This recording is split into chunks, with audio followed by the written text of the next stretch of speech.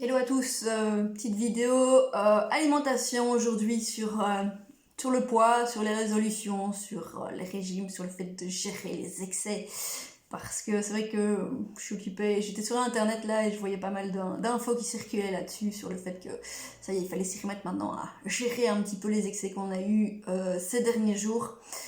Je pense que ce qui est important, c'est de se dire aussi que bah voilà, 2020 nous a peut-être appris que fallait juste apprendre à accepter en fait ce qui se passe, qu'il y a plein de choses sur lesquelles on n'a pas de prise, on n'a pas de contrôle et qu'on ne peut pas changer, qu'on ne peut pas influencer. J'avais envie de partir juste peut-être là-dessus au niveau 2021 et peut-être la résolution de début janvier et de son poids, qu'est-ce qu'on fait avec son poids et son alimentation. Le poids, c'est une donnée sur laquelle vous avez très peu d'impact.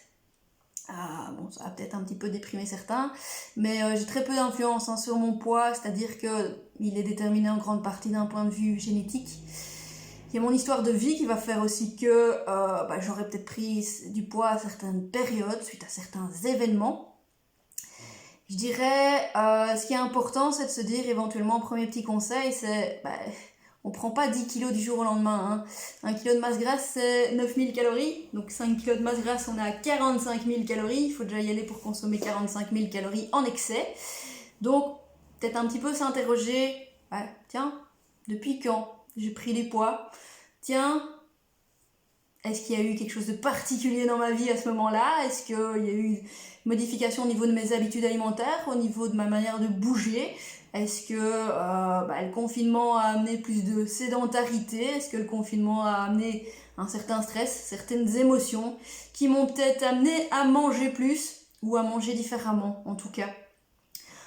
S'observer aussi au niveau de son comportement alimentaire et se dire tiens, est-ce que je mange en étant distrait tout le temps par mon smartphone, par mon PC qui allumait mes mails, par la télévision ou par autre chose?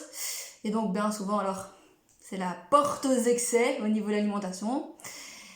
Est-ce que je reconnais encore mes sensations de faim et de satiété? Ça c'est important parce que c'est vraiment juste en fait par ça que j'aurai un impact sur mon poids.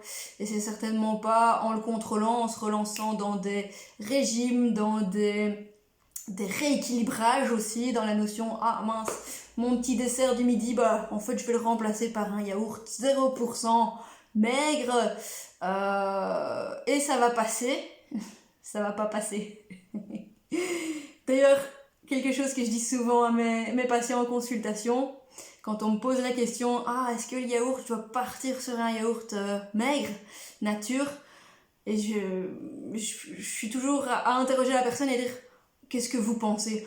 Bah oui, je crois que oui. Je dis non. Je dis moi si quelqu'un qui vous donnerait un conseil comme ça, de partir sur un yaourt allégé, sans sucre, sans matière grasse, c'est quelqu'un qui vous aime pas. Donc pensez à vous, aimez-vous, jouez sur ce sur quoi vous pouvez réellement jouer et acceptez ce que vous ne pouvez pas changer, ok? Donc premièrement, je m'interroge sur qu'est-ce qui peut m'avoir fait prendre du poids ces derniers mois, années. Et deuxièmement, je me reconnecte un petit peu plus à mes réels besoins et donc mes sensations alimentaires de faim, de satiété, mon rassasiement. Là, je vous ferai une petite vidéo là-dessus. Salut!